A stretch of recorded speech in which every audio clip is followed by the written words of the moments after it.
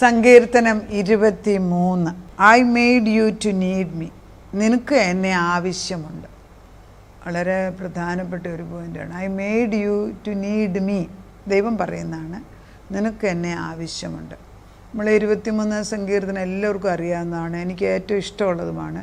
യഹോവ എൻ്റെ ഇടയനാന്ന്, എനിക്ക് മുട്ടുണ്ടായില്ല. പച്ചയായ പുൽപ്പുറങ്ങളിൽ അവൻ എന്നെ കിടത്തുന്നു, സ്വസ്ഥതയുള്ള വെള്ളത്തിൻ്റെ അരിയിലേക്ക് അവൻ എന്നെ നടത്തുന്നു. അപ്പം നമ്മൾ ദൈവത്തിൽ വിശ്രമിക്കുന്ന ഒരു ജനതയായിട്ടാണ് 23 ദാവീദ് എഴുതിയിരിക്കുന്നത്. ദാവീദിൻ്റെ ഒരു നമ്മൾ വചനങ്ങൾ വായിക്കുമ്പോൾ പരിശുദ്ധാത്മാവിൻ്റെ നിറവിൽ പറയുമ്പോൾ ഇത് ഇടയനെന്ന് പറയുന്ന ഉടമസ്ഥാവകാശത്തിലാണ് ഇവിടെ പറഞ്ഞിരിക്കുന്നത്. 23 ഡിക്ലറേഷൻ ഓഫ് ഗോഡ്സ് ഗുഡ്നെസ്, ദൈവത്തിൻ്റെ നന്മകളെക്കുറിച്ച് പറയാമെന്ന് ഒരു വിശ്വാസ പ്രഖ്യാപനമായിട്ട് ഇതിനെ ചിലർ കാണുന്നുണ്ട്. സങ്കീർത്തന ഇടയനെ അറിയാമോ എന്നൊരു ചോദ്യം നമ്മുടെ മുമ്പിലേക്ക് വരികയാണ്. ഈ ദൈവത്തെ നമ്മൾ അറിയുന്നുണ്ടോ?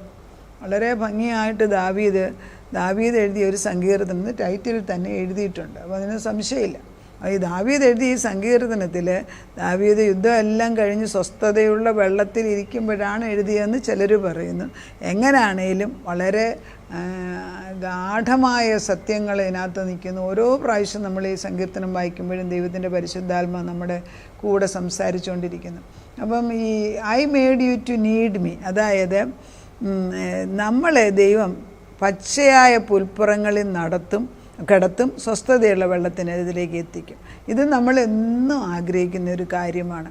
കർത്താവ് അങ്ങനെയാണ് നമ്മളെ സൃഷ്ടിച്ചത്. നമ്മളെ ദൈവം സൃഷ്ടിച്ചപ്പം ഏദൻ തോട്ടത്തിൽ ദൈവവും നമ്മളുമായിട്ടുള്ള ബന്ധം എപ്പോഴും എസ്റ്റാബ്ലിഷ് ചെയ്ത്, അതായത് it is A continuous process. നമ്മൾ മരിക്കാൻ ദൈവം ആഗ്രഹിച്ചില്ല കേട്ടോ. അവിടെ രോഗവും ഇല്ല, പ്രശ്നവും ഇല്ല, കരിച്ചിലും ഇല്ല, ഒന്നും ഇല്ലാത്ത ഒരു സ്റ്റേജ് നമുക്ക് ദൈവം തന്നു. എല്ലാ സൗകര്യങ്ങളും വെച്ചാണ് നമുക്ക് തന്നത്. എന്നിട്ട് നമ്മൾ അതിന് വില കൊടുത്തില്ല. അതുകൊണ്ട് എന്ത് സംഭവിച്ചു? ദുഷ്ടപിശാചിന് അടിമയായിട്ട് നമ്മുടെ ആത്മാവ് മരിച്ചു, ദൈവത്തെ അനുസരണക്കേട് മൂലം. അപ്പോൾ ദൈവത്തിൻ്റെ അനുസരണക്കേട് കാണിച്ചതോടുകൂടി നമ്മളിലുള്ള ആത്മാവ് മരിക്കും. പിന്നെ സ്വസ്ഥത എന്നുള്ളൊരു കാര്യം വളരെ കുറച്ച് പേർക്ക് കിട്ടുന്നുള്ളൂ. വളരെ കുറച്ച് പേർക്ക് സ്വസ്ഥത എന്ന് പറയുന്ന ഒരു സ്റ്റേറ്റ് ഓഫ് മൈൻഡാണ്. അതെല്ലാവർക്കും ഒന്നും കിട്ടത്തില്ല. കാരണം അതുപോലെ ലോകം അങ്ങ് പാപത്തിനടിമയാണ്.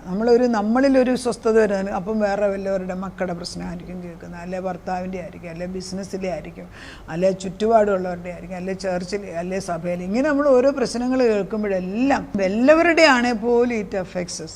നമുക്കറിയാവുന്ന വേറൊരു ദേശത്ത് അമ്മമാർ കുഞ്ഞുങ്ങളെ ഉപേക്ഷിച്ച് കുഞ്ഞിനെ കൊണ്ടുപോയി എയർപോർട്ടിൽ ഇട്ടേച്ച് പോയെന്ന്. അവർ വളർത്തുന്ന മൃഗങ്ങളെ റോഡിൻ്റെ നടുക്ക് ഇറക്കിക്കളഞ്ഞേച്ച് പോയെന്ന്. ഇതൊക്കെ നമ്മൾ കേൾക്കുമ്പോൾ നമ്മൾ ഓരോന്ന് ചെയ്യുന്നതിൻ്റെ റിപ്പർക്കഷൻ, അതായത് അതിൻ്റെ ഓരോ ആഫ്റ്റർ എഫക്റ്റ് വളരെ കൂടുതൽ. അവർ എവിടെയോ നടന്നാണേലും it will hurt us. Because നമ്മൾ അങ്ങനെയുള്ള മനുഷ്യരാണ്. തിന്മ നമ്മളിൽ തൊടാൻ ദൈവം ആഗ്രഹിച്ചില്ല. പക്ഷേ ഇപ്പോൾ തിന്മയുടെ നടുക്ക് നമ്മൾ ജീവിക്കുമ്പോൾ ഈ ഒരു സങ്കീർത്തനം നമുക്കൊരു നങ്കൂരം പോലെയാണ് നിൽക്കുന്നത്. നമ്മൾ കർത്താവിനെ അറിയാൻ വേണ്ടി സൃഷ്ടിച്ച മക്കളാണ്. നീ എന്നെ കൂടാതെ നിനക്ക് ജീവിക്കാൻ ഒക്കത്തില്ലെന്ന്. I am with you no matter what. എന്തൊക്കെ വന്നാലും ആടുകൾക്ക് വലിയ ബുദ്ധിയൊന്നുമില്ല. ഇടയൻ നല്ലതാണെങ്കിൽ ആടുകൾ പുഷ്ടിയുണ്ട്, ഇടയൻ കൊള്ളത്തില്ലെങ്കിൽ അതുങ്ങൾ അലഞ്ഞ് തിരിഞ്ഞങ്ങ് നടക്കും. എല്ലാം സിംഹമോ കരടിയോ ഒക്കെ പിടിച്ചുകൊണ്ട് പോകും. അതൊക്കെ നമ്മൾ കാണുന്ന ഇപ്പോഴത്തെ കാലത്തും നമ്മൾ ജോലിക്കാരെ ആടുകളെ വളർത്തുമ്പോൾ ഏൽപ്പിക്കാറുണ്ട്. അത് ഒരു ദിവസം കേൾക്കാം കരടി വന്ന് പിടിച്ചുകൊണ്ട് പോയി, അത് 6 കൊണ്ടുപോയി, അങ്ങനെ എടുത്തുകൊണ്ട് പോയി. നമ്മളിപ്പോഴും കേൾക്കുന്നുണ്ട് ഇങ്ങനെയൊക്കെ സത്യങ്ങൾ. കർഷകന്മാരെന്ത് ചെയ്യും? അവരെക്കാട്ടിലും ശക്തിയുള്ള മൃഗങ്ങൾ വന്ന് എടുത്തുകൊണ്ട് പോകുന്ന കാലത്ത് നമുക്കൊന്നും ചെയ്യാൻ വയ്യാത്ത ജീവിക്കുന്നു. നമ്മളോട് ദൈവം പറയുകയാണ്, നീ എന്നെ കൂടാതെ നിനക്കൊരു സേഫ്റ്റി ഇല്ല, എന്നെ കൂടാതെ നിനക്ക് ഒരു സ്വസ്ഥതയില്ല. അങ്ങനെയാണ് ഞാൻ നിന്നെ സൃഷ്ടിച്ചു വെച്ചത്. ഉണ്ടാക്കിയവൻ പറയുകയാണ്, അതായത് സൃഷ്ടിച്ച ദൈവം പറയുന്നു, മോളെ എൻ്റെ അടുക്ക വന്ന് ജീവജലം കുടിക്കണം, എൻ്റെ അടുക്ക വന്ന് ജീവൻ പ്രാപിക്കണം. അല്ലാതെ നീ ലോകം മുഴുവൻ എല്ലാം വേൾഡ് ടൂറല്ലേ, എല്ലായിടത്തും ടൂറിൽ പോയി, അവിടെ പോയി, ഇവിടെ പോയി. അത് കാശുള്ളതുകൊണ്ടല്ലേ പോകാൻ വെക്കുന്നത്, വേറെ ജോലിയൊന്നും ഇല്ലല്ലോ. ഇതെല്ലായിടത്തും പോയിട്ട് തിരിച്ചു വരുമ്പോഴും യു ആർ സീറോ. പുറത്തൊക്കെ ഉള്ളവരൊക്കെ ഹോളിഡേക്ക് പോകും. ഹോളിഡേക്ക് പോയിട്ട് ഞങ്ങളുടെ പിള്ളേരോടും പറയും, നിങ്ങൾ ഈ ഹോളിഡേക്ക് പോയിട്ട് തിരിച്ചു വന്നിട്ട് 2 ദിവസം റെസ്റ്റ് എടുക്കണം. കാരണം ഹോളിഡേ മുഴുവൻ ആക്ടിവിറ്റീസാണ്. അവിടെ പോയി, ഇവിടെ പോയി, അത് ചെയ്തു, ഇത് ചെയ്തു. When are you having the Sabbath rest? അപ്പോൾ ഈ സമാധാനവും സ്വസ്ഥതയും ഒന്നും ഇല്ലാത്ത ഒരു കാലത്ത് മനുഷ്യൻ കുറേ ആർട്ടിഫിഷ്യലായിട്ട് ജീവിക്കുന്നതുകൊണ്ട് ഒന്നും ഇടയനെ അറിയണമെന്നില്ല. യേശു പറയുന്നു, ഞാനാണ് ദൈവം തമ്പുരാനാണ്, യഹോവ എൻ്റെ ഇടയൻ. യഹോവ എന്നുള്ള പേരിനകത്ത് യേശു വരുന്നുണ്ടെന്ന് ഓർക്കണം. യഹോവ എൻ്റെ ഇടയനാവുന്നു, എനിക്ക് മുട്ടുണ്ടാകുകയില്ല. Sheep needs the shepherd in life as well as in death. നമ്മുടെ ജീവിതകാലത്തും മരിച്ചു കഴിഞ്ഞിട്ടും ആവശ്യമുള്ള ഒരു ഇടയനാണിത്. ദൈവം ഇല്ലാതെ നമുക്കൊന്നുമില്ല. Sheep is helpless without the shepherd. Shepherd is ever present. അതായത് ഒരിക്കലും മാറാതെ നിൽക്കുന്ന ഒരു ഷെപ്പേർഡ്. അതാണ് എന്നെ കരുതുന്ന ഈ ആടിന് വേണ്ടി എന്തും ചെയ്യാൻ തൻ മനസ്സുള്ള ഒരു ദാവീദിൻ്റെ ജീവിതത്തിൽ നമ്മൾ മനസ്സിലാക്കുന്നുണ്ട്. ആടുകളെ സിംഹം വന്ന് പിടിച്ചുകൊണ്ട് പോകുമ്പോൾ ദാവീദ് പറയുന്നില്ല, പൊയ്ക്കോട്ടെ, 2 പൊയ്യാനും കുഴപ്പമില്ല. ദാവീദ് പുറകെ ഓടുമെന്ന്. പുറകെ ഓടിയിട്ട് അതിൻ്റെ മേമിനെ പിടിച്ചിട്ട്, അതായത് എൻ്റെ താടിക്ക് പിടിച്ചിട്ട് താലയിട്ട് അടിക്കുമ്പം വാ തുറന്നിട്ട് വായിക്കകത്തുനിന്ന് ആടിനെ തിരിച്ചെടുത്തുകൊണ്ട് വരുന്നു. ചുമ്മാതാണോ ദാവീദിനെ ദൈവം രാജാവാക്കിയത്? ഓരോ ചെറിയ പ്രവൃത്തിയിലുള്ള വിശ്വസ്തത, വായം കൊണ്ട് തുറന്നിട്ട് അധികാരത്തോടെ ഒരൊറ്റ ആടിനെ എടുത്തുകൊണ്ട് ഞാൻ സമ്മതിക്കത്തില്ല. ആ ഒരു തീഷ്ണ ക്യാരക്ടറാണ് പിന്നെ പരിശുദ്ധാത്മാവ് എടുത്തങ്ങോട്ട് ഉപയോഗിച്ചിട്ട് ഏറ്റവും വലിയ രാജാവ്, ഇസ്രായേലിലെ ഏറ്റവും വലിയ രാജാവ്, ഏറ്റവും കൂടുതൽ ടെറിട്ടറി ഉണ്ടാക്കിയ രാജാവും ദാവീദ് തന്നെ. ദാവീദ് യെരൂശലേമിനെ ക്യാപിറ്റലാക്കിയത് ദാവീദ് തന്നെയാണ്. ശത്രുക്കളെ ഇല്ലാതാക്കിയിട്ട് സ്വസ്ഥത വരുത്തിയ രാജാവും ദാവീദ് തന്നെയാണ്. ഏറ്റവും കൂടുതൽ വിസ്തീർണം ഇസ്രായേലിനുണ്ടാക്കിയതും ദാവീദിന്. എന്നിട്ടും ദൈവം പറഞ്ഞ പ്രോമിസസ് എല്ലാം കിട്ടിയില്ല. അതിന് ഒത്തിരിയും കിടപ്പുണ്ടായിരുന്നു, പക്ഷെ അതൊന്നും ആരും എടുത്തില്ല. അപ്പം നമ്മൾ ഈ ഭൂമിയിൽ ജീവിക്കുമ്പോൾ നമ്മൾ ആരുടെ കൂടെ നടക്കുന്നു, ആരിൽ ജീവിക്കുന്നു എന്നുള്ളത് വളരെ പ്രധാനമാണ്. നമ്മൾ ദൈവത്തിനെ അനുഭവിച്ചറിയണം, രുചിച്ചറിയണം. അതുകൊണ്ടാണ് അതാ പറയുന്നത്, യഹോവ എൻ്റെ ഇടയനാകുന്നു, എനിക്ക് മുട്ടുണ്ടാകുകയില്ല. അവൻ എന്താ ചെയ്യുന്നത്? പച്ചപ്പുൽപ്പുറത്ത്, ഈ പച്ചപ്പുൽപ്പുറത്തിൻ്റെ ഒരു പ്രത്യേകത, ആടുകളെല്ലാം കൂടെ അത് തിന്ന് പച്ചപ്പുല്ലെല്ലാം തീരുമ്പോൾ അവിടെ പിന്നെ അതിനെ നിർത്തുന്നില്ല. പിറ്റേ ദിവസം ആടിനെ വേറൊരു സ്ഥലത്ത് വെക്കുക. അത് എത്രമാത്രം വിജിലൻ്റായിട്ടാണ് ആ ഷെപ്പേർഡ് അതിനെ വേറൊരു സ്ഥലത്ത് കൊണ്ടുപോകും. അവിടുന്ന് പിന്നെ വേറെ സ്ഥലത്ത് അങ്ങനെ മാറ്റി കൊണ്ടുപോയി പച്ചപ്പുല്ല് കൂടി തിന്നിപ്പിക്കും. അതുപോലെ വെള്ളം, സ്വസ്ഥതയുള്ള വെള്ളം എന്ന് പറഞ്ഞാൽ നമ്മൾ ഈ വെള്ളത്തിലോട്ട് നോക്കിയാൽ നിശ്ചലമായതിന് എൻ്റെ മുഖം അതിനകത്ത് കാണാൻ സാധിക്കും. അതാണ് വിശ്വസ്തത. കർത്താവ് മാറി നിൽക്കുന്നില്ല, ഒരിക്കലും മാറുന്നില്ല. അപ്പം 23 സങ്കീർത്തന ചില കാതിൽ അവനെ അനുഭവിച്ചറിയുന്ന മക്കളാണ്. പച്ചപ്പുല്ല് തിന്നുന്ന അവൻ്റെ വചനമാണ്. അവൻ്റെ കൂടെ നിൽക്കണം. അവൻ ഏറ്റവും നല്ല ഇടയനാണ്. അവൻ നമുക്ക് വേണ്ടി ജീവനെ തരുന്ന ഇടയനാണ്. അത് ചെയ്തില്ലേ? നമ്മൾ കർത്താവ് പറയുന്നത് ഇതൊക്കെ ഈ യേശുവിനെക്കുറിച്ച് അറിയണമല്ലേ, ദൈവത്തിൻ്റെ പ്രവർത്തനം അറിയണമെങ്കിൽ ചുരുള് ഭക്ഷിക്കണം. ജെറമയ്യ 15:16 പറയുന്നത്, എസെക്കിയേൽ 3:1-3 വരെ ചുരുള് തിന്നുക. വെളിപ്പാടിൻ്റെ 10:9 ദൂതൻ ചെറു പുസ്തകം തന്നിട്ട് പറയുന്നത് കഴിക്ക്.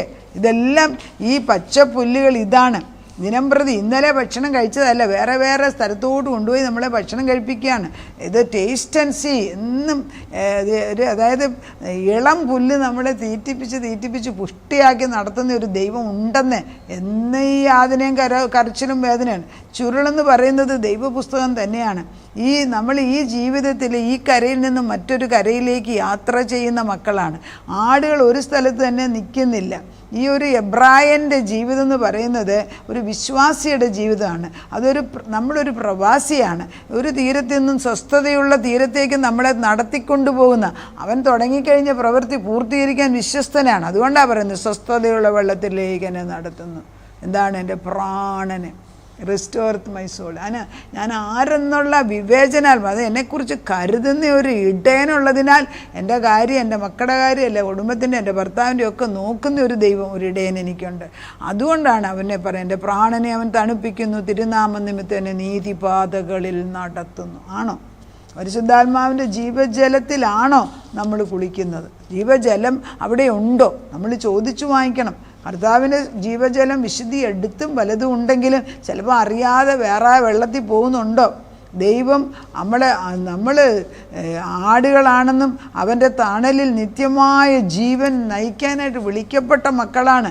ഇത് ഈ ലോകത്തിലെ കാര്യം മാത്രമല്ല, it has got A longer implication. ഈ ജീവിതം കഴിഞ്ഞിട്ടും ഇടയനായ ക്രിസ്തുവിൽ തന്നെയാണ് നമ്മൾ ആശ്രയിക്കുന്നത്. എന്നാൽ പിന്നെ ഇപ്പം തന്നെ ഞങ്ങൾ ആശ്രയിക്കരുത്. വട്ട് എ മാർവലസ് റെവലേഷൻ ഇല്ലേ. എന്നാൽ ഈ മരിച്ചു കഴിഞ്ഞിട്ടും ഈ യേശു തന്നെയാണ് എൻ്റെ ഇടയനെങ്കിൽ ഈ ലോകത്ത് ജീവിക്കുമ്പോൾ അവനെക്കുറിച്ച് അറിയാനും അനുഭവിക്കാനും ദൈവം ജീവജലം നമുക്ക് തരികയാണ്. അവനൊരു വഴികാട്ടിയായ ദൈവമാണ്. നീതിപാതകളിലാണ് അവൻ എന്നെ നടത്തുന്നത്. അതുകൊണ്ടാണ് നടത്തുന്നത് എന്നെ തിരുനാമം നിമിത്തം എന്നെ നീതിപാതകളിൽ നടത്തുന്നു. പിന്നെ പറയുന്നു മരണനിഴലിൻ്റെ താഴ്വര. ജീവിതത്തിൽ മരണനിഴലിൻ്റെ താഴ്വരകൾ ഉണ്ടായെങ്കിലും ഞാൻ ഭയപ്പെടത്തില്ല, കാരണം എന്നെ നടത്തുന്ന ഇടയൻ നല്ലവനാണ്. അത് നമ്മൾ ഈ 1 രാജാക്കന്മാർ 7:26 2 ദിനവൃത്താന്തം 4:5 നീതിപാതകളിൽ മരണനിഴലിലൊക്കെ നടക്കുമ്പോൾ ദൈവം തമ്പുരാൻ വന്ന് സഹായിക്കുന്ന കാര്യങ്ങളാണ് എഴുതി വച്ചിരിക്കുന്നത്. ദൈവം നമ്മളെ അങ്ങേയറ്റം സ്നേഹിക്കുന്നുണ്ട്. ഒരിക്കൽ പോലും ദൈവം എനിക്ക് പ്രയാസമാണെന്നും പറഞ്ഞ് മാറി നിൽക്കുന്നില്ല. അവൻ നമ്മുടെ കൂടെ ഇരിക്കുക. അവൻ്റെ വടിയും കോലും എന്നെ ആശ്വസിപ്പിക്കുകയാണ്. വടിയും കോലും ദൈവം ശത്രുവിനെ മാറ്റുകയും നമ്മളെ നേർവഴിക്ക് കൊണ്ടുപോയി നടത്തുന്ന ഇടയനാണ്. കർത്താവിൻ്റെ ആലയത്തിലേക്ക് നമ്മളെ കൊണ്ടുപോകും. അതാണ് 5ഉം 6ഉം വാക്യം. എൻ്റെ ശത്രുക്കൾ കാണുക നീ എനിക്ക് വിരുന്നൊരുക്കുന്നു. ശത്രുക്കളുടെ നടുക്ക് വെച്ച് വിരുന്നൊരുക്കാൻ ആർക്ക് കഴിയും? അത് എളുപ്പമാണ്. നമ്മളാണെയോ ഈ നാശം ശത്രുക്കൾ വേണ്ട, ഇവനെയൊക്കെ എടുത്തു മാറ്റുമെന്ന് നമ്മൾ പ്രാർത്ഥിക്കുന്നു. ഇവിടെ എഴുതിയിരിക്കുന്ന ശത്രുക്കളുടെ അവരെയൊന്നും കൊല്ലല്ലെന്ന് ദാവീദ് പ്രാർത്ഥിക്കുന്നുണ്ട്. ശത്രുക്കളുടെ നടുക്ക് എനിക്ക് ഭക്ഷണം ഒരുക്കാൻ ആർക്ക് കഴിയും? യേശുവിനല്ലാതെ ആർക്ക് കഴിയും? അതാണ് നമ്മുടെ വിശ്വാസിയുടെ ഏറ്റവും. ശത്രുക്കളുടെ മുൻപേ എനിക്ക് മേശ ഒരുക്കും. ശത്രുക്കൾക്ക് അപ്പം വലിയ വിരുന്നാണിത്. ശത്രുക്കൾ എന്ന് പറയുമ്പം യഹോവയുടെ ആലയത്തിലേക്ക് എന്നെ കൊണ്ടുപോവുകയാണ്. അവിടെയും ശത്രുക്കൾ നോക്കി നിൽപ്പുണ്ടെങ്കിൽ എനിക്ക് പേടിക്കണ്ട, കാരണം അവൻ്റെ ആലയത്തിൽ ഞാൻ ദീർഘകാലം വസിക്കും. പാനപാത്രം നിറഞ്ഞു കഴിയാണ്. ഇത് സ്വർഗത്തിൻ്റെ നിത്യതയിലേക്ക് കൊണ്ടുപോവുകയാണ്. ഈ പാനപാത്രം നിറഞ്ഞു തുടങ്ങിയിട്ട് എത്ര കാലമായെന്നറിയാമോ? എൻ്റെ തലയെ എണ്ണ കൊണ്ട് അഭിഷേകത്തിൻ്റെ പുഷ്ടിയാണ് മുഖമൊട്ടിക്കുന്നത്. ഈ അഭിഷേകം എൻ്റെ തലയിൽ ഇരിക്കുന്നിടത്തോളം കാലം ഒരു ശത്രു എൻ്റെ അകത്തോട്ട് കയറാൻ അനുവദിക്കത്തില്ല. ഈ എണ്ണ എപ്പം മാറിപ്പോ അന്നേരം അകത്ത് കയറും പിശാച്. വിടവുണ്ടാകരുത്. എൻ്റെ തലയെ എണ്ണ കൊണ്ട് അഭിഷേകം എൻ്റെ പാനപാത്രം നിറഞ്ഞു കവിഞ്ഞു. എൻ്റെ നന്മയും കരുണ എൻ്റെ ആയുഷ്കാലമൊക്കെ എന്നെ പിന്തുടരും. ഞാൻ യഹോവയുടെ ആലയത്തിൽ ദീർഘകാലം. നിത്യമായ ജീവനിലേക്ക് വിളിച്ചു മാറ്റുക നമ്മളെ. അതുകൊണ്ട് നിത്യജീവൻ പ്രാപിച്ചിട്ട് ഉള്ള മക്കൾ ഈ ലോകത്തിൽ ജീവിക്കുമ്പം ഭയപ്പെടേണ്ട, ഞാൻ കൂടെ ഉണ്ട്, ഞാൻ ഇട്ടേച്ചു പോകത്തില്ല. നന്മയും കരുണയും എൻ്റെ ആയുഷ്കാലമൊക്കെ എൻ്റെ പുറകെ ഇങ്ങോട്ട് കയറി വരുമെന്ന്, അങ്ങോട്ട് ഓടിപ്പോണ്ടെന്ന്. ദൈവം സ്നേഹിക്കുന്നവർക്കോ തൻ്റെ സ്നേഹം, തൻ്റെ പ്രൊവിഷൻ, നമ്മുടെ ആവശ്യങ്ങൾ അവൻ നമ്മുടെ ഉറക്കത്തിൽ പോലും നമുക്ക് കൊണ്ടുതരും. ആ സ്നേഹിക്കുന്ന ദൈവം നമ്മുടെ കൂടെ ഉണ്ടോ അനുഭവിച്ചറിയുക. കർത്താവിന് അവൻ എൻ്റെ ഇടയനാണോ? ഇടയനാണെങ്കിൽ ഇടയൻ്റെ ശബ്ദം അറിയണേ. നമുക്ക് പ്രാർത്ഥിക്കാം. നാഥ, ഇടയനും ആടുമായിട്ടുള്ള ബന്ധം അത് ഇന്ന് തുടങ്ങിയത് ഒരിക്കലും നിൽക്കുന്നില്ല എന്നുള്ള സത്യം ഞങ്ങളെ പഠിപ്പിച്ചതിന് നന്ദി.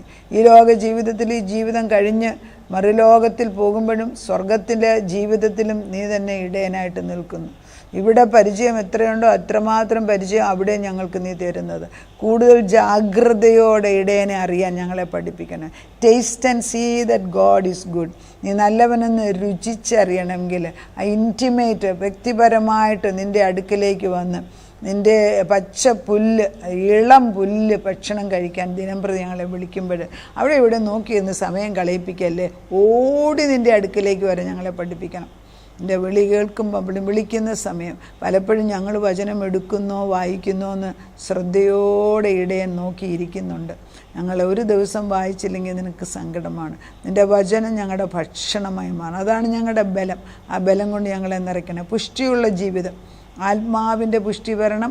അത് കഴിഞ്ഞിട്ട് ദേഹിക്കും രണ്ടിനും പുഷ്ടി ആത്മാവിൽ നിന്ന്. മുൻപേ നിൻ്റെ രാജ്യം അന്വേഷിക്കാൻ, നീതിയും രാജ്യം, അതോടുകൂടി സകലതും തരുമെന്ന്. നന്മയും കരുണയും ഞങ്ങളുടെ ആയുഷ്കാലം ഇങ്ങോട്ട് പിന്തുടരുമെന്ന് വാഗ്ദത്തം ചെയ്ത ദൈവത്തിൻ്റെ വാഗ്ദത്തം ഇന്ന് നിറവേറിയതിന് നന്ദിയോടെ സ്തോത്രം. വചനം അയക്കുമ്പോൾ അത് സംഭവിക്കുകയാണല്ലോ. അങ്ങനെ തലമുറകളിൽ ആവശ്യക്കാരുടെ മേലെ ദൈവത്തിൻ്റെ ശബ്ദം കടന്നു എന്ന് സമാധാനത്തെ കൊണ്ട് നിറയ്ക്കണമേ. എൻ്റെ ആലയത്തിൽ വസിക്കാൻ തക്കവണ്ണം ഞങ്ങൾക്ക് സ്വസ്ഥത തരണമേ എന്ന് പ്രാർത്ഥിക്കുന്നു. അത് ഞങ്ങളെ കൊണ്ട് പ്രാർത്ഥിപ്പിക്കുന്ന സ്നേഹത്തിന് സ്തോത്രം. യേശു ക്രിസ്തുവിൻ്റെ പൊന്നുനാമത്തിൽ തന്നെ. ആമേൻ.